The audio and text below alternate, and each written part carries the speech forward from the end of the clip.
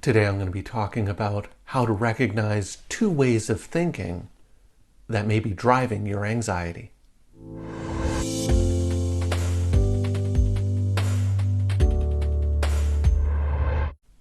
Hi everyone. Today I'm going to be talking about two thinking traps that people who experience anxiety often fall into and may not even be aware that they're engaging in these two ways of thinking. But before I get into that, just a couple of disclaimers to go over. I'm a registered psychologist in the province of British Columbia, Canada, and this video is for informational purposes only. It is not intended as a replacement or substitute for advice from your doctor or mental health professional. Now, with those things out of the way, let's talk about anxiety and ways of thinking about anxiety that tend to keep the anxiety going and make the anxiety worse. Now, what we know is that people who experience anxiety tend to view the world, tend to view themselves in slightly different ways than people who don't experience anxiety. And these perceptions and these ways of thinking can really either start the anxiety process along, or they can tend to perpetuate the anxiety process, maintaining anxiety and making anxiety worse. Now, what I often find with my clients when I'm working with them and they're experiencing anxiety is that one of the ways that they tend to think is they tend to overestimate the likelihood that bad things are going to happen. They tend to perceive the world in a much more negative or much more dangerous way than people who aren't experiencing anxiety. So when they anticipate asking someone out on a date, they anticipate that that person is going to reject them. That person is going to sort of laugh in their face and say, "Why in the world would I ever go out with you?" If a person is experiencing anxiety, they may predict or perceive that they're going to go into a job interview and it is going to go terribly wrong, and that they're going to fumble over their words, and the interviewers are going to be really unimpressed with them. A person who experiences anxiety may perceive that their family is going to be involved in a motor vehicle accident and be seriously injured or killed. These are all really negative and catastrophic outcomes, and yet they're actually not all that common or don't often occur as regularly as a person who's experiencing anxiety will often predict. And so that's one of the first thinking traps that people who experience anxiety will fall into, is this tendency to overestimate the likelihood of negative things occurring. And the second thing that tends to happen with anxiety is that people tend to underestimate their ability to cope. So when they think about these negative things happening, they perceive that there's no way they would be able to handle it. There's no way they'd be able to cope. It would be the worst thing ever. So if I were to ask that person out on a date and she rejected me, I would feel horrible and awful, and it would be the most embarrassing thing, and my friends would find out about it and they would lose respect for me. All of these kind of mushrooming, negative, catastrophic consequences of this negative thing occurring. So if you hold these two ways of thinking, you tend to overestimate the likelihood that bad things are going to happen, and you tend to underestimate your ability to cope when bad things happen. What that does is it makes the world a very scary place, because it's almost like I have no control to manage any bad things that occur, and that bad things are going to occur frequently, or bad things are going to occur all the time, and there's nothing I can do to either stop it from happening or to cope with it if it does happen.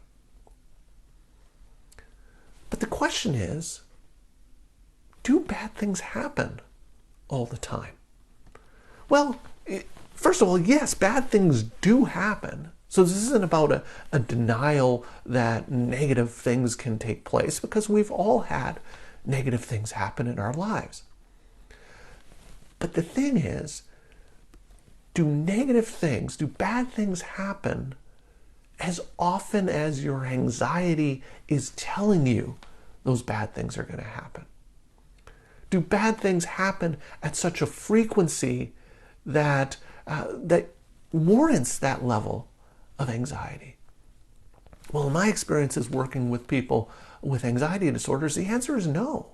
That this level of anxiety is based on a perception of negative things happening at a frequency that they just don't happen at. And so if you're constantly thinking that bad things are going to happen, well, of course you're going to feel anxious. Now, the second part of it is also important as well, because if you hold the belief that when bad things happen, I lose all capacity to problem solve. When things don't go the way I want them to go, that there's nothing I can do to address the situation or to effectively resolve the problem. Well, that can leave me feeling really kind of helpless, that there's nothing I can do to overcome some of the problems or the setbacks that I'm faced with in my life.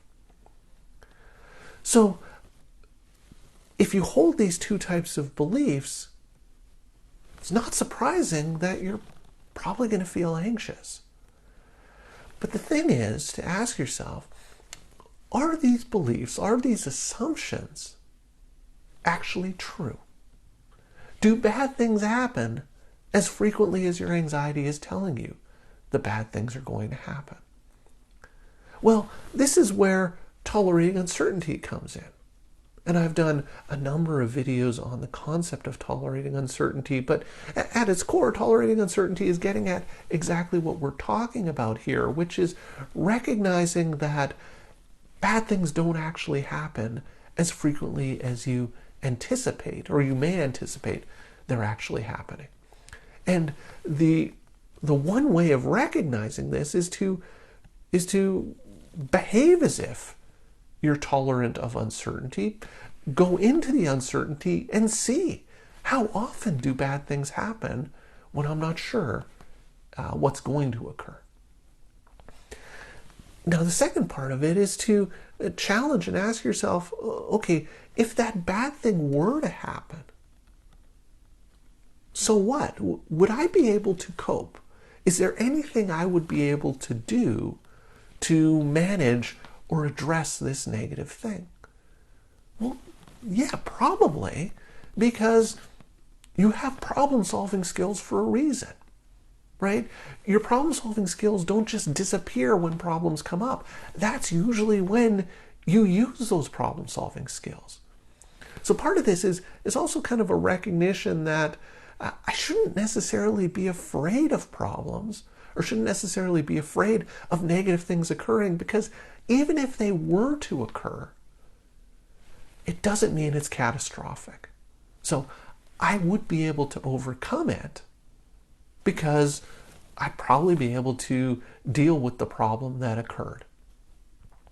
So if you can change either one of these beliefs and assumptions, it's going to go a long way in changing your anxiety and helping reduce your anxiety.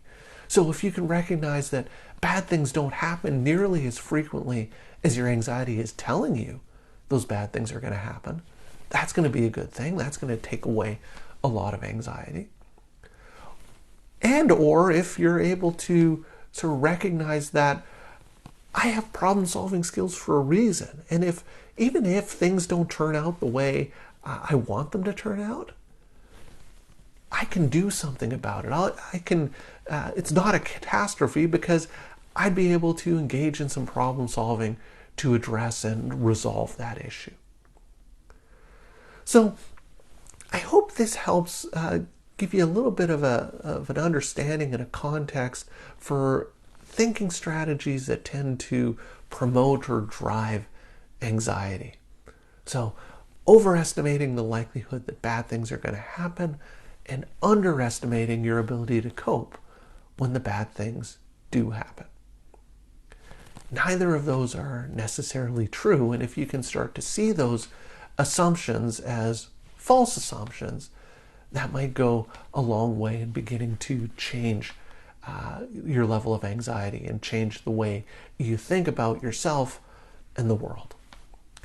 So I'd love to hear your thoughts and ideas about this, so please leave me some comments in the comments section down below.